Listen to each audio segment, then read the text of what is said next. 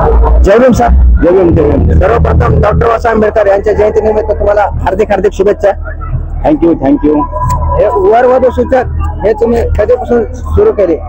Actually हे वधू सूचक केंद्र जे आहे ते 1975-76च्या दरम्यान चालू झालेलं आहे. महाराष्ट्रातलं हे पहिलं वधू सूचक केंद्र आहे आणि हे टोटली ऑफलाईन आहे.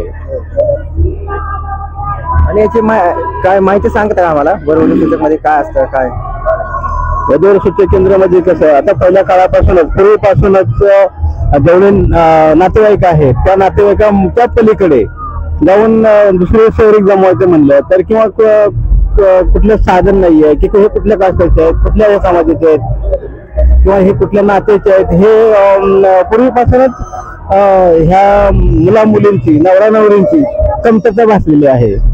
पालकांचा समाजाची संलग्न नाही या पालक समाज नातेवाईकाचं संलग्न आहे.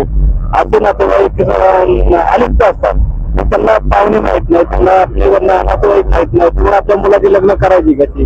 तर हे एक माध्यम आहे की ते ह्या वधू सूचक केंद्राच्या माध्यमातून नाव नोंदणी केली जाते.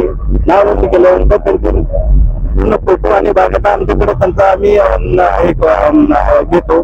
त्याच्यानंतर त्याचे आमच्याकडे फॉर्म आहे सभासद फॉर्म म्हणून, तो आम्ही भरून घेतो.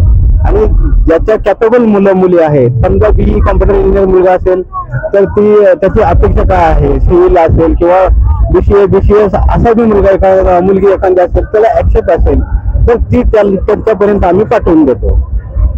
हे करत असताना त्यांचा बायोडाटा आमच्याकडे येतो आणि मुलींचा बायोडाटा मुलाकडे जातो, मुलाकडे जातो, मुलाचा मुलीच्या घरी जातो. म्हणजे त्याच्यातून त्यांच्याकडे मोबाईल नंबर, ऍड्रेस, त्यांचं क्वालिफिकेशन काय आहे, त्यांचं राहणीमान काय आहे, त्यांच्या घरातली परिस्थिती, कौटुंबिक माहिती या सगळ्याचा बोध होतो. त्याच्यामुळे कसं त्यांना ज्यांना योग्य वाटतं ते एकमेकाला संपर्क करून जवळ येण्याचा प्रयत्न करतात. हे आमचं वधू सूचक केंद्र म्हणण्यापेक्षा ही शहरी सूचक केंद्र आहे. आतापर्यंत किती सक्सेसफुल झाल्यात अशा गोष्टी? आतापर्यंत माझे सासरे बुद्धवासी TT रणपिसे हे जे होते ते त्यांनी 20,000च्या पुढचा आकडा त्यांनी ओलांडलेला आहे.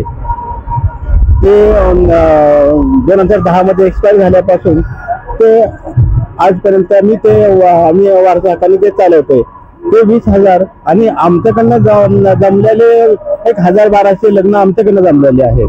असे एकंदरीत आमचे 20-21-22,000च्या आसपास आमचा आकडा गेलेला आहे. समाजामध्ये म्हणा, प्रत्येक समाजामध्ये आता थोडी फसवेगिरी चालू आहे. तुम्ही जे आपण प्रयत्न करतो लगेच जोडायचं आणि काही दिवसांनी जर ते मोडलं तर त्याच्याबद्दल काय सांगता? नाही, कसं आहे माहिती आहे का, हे आम्ही सूचक आहोत. आम्ही एक माध्यम आहे की तुम्हाला मोबाईल नंबर, बायोडाटा, फोटो हे सगळी माहिती पुरवणारे आम्ही आहोत. भविष्यात ज्यांना कोणाला योग्य वाटतं त्यांनी सखोल माहिती घ्यायची आहे, समोरच्या पार्टीची सखोल माहिती घ्यायची आहे. लग्न काय एका दिवशी जाऊन लग्न होत नाहीये. कमीत कमी तुमचं लग्न सुपारी फुटायच्या अगोदर 5-6 वेळा तरी नक्कीच होतं. त्या वेळेमध्ये समोरच्याची काय परिस्थिती आहे, कुठल्या टेंडन्सीचे आहेत, ही योग्यतेचे आहेत का आपल्या, किंवा आपण जे ज्याच्याबरोबर आयुष्याची नाती जोडतो ती योग्य आहेत का, हे मुलीच्या आई वडिलांनीच सिलेक्ट करायचं, डिसाईड करायचं. चालतंय. चांगल्या प्रकारे तुम्ही माहिती दिली. वर वधू सूचक काय असतं हे तुमच्यामुळे आणि काही आमच्या समाजातल्या लोकांना समजेल. धन्यवाद सर. जय भीम. धन्यवाद.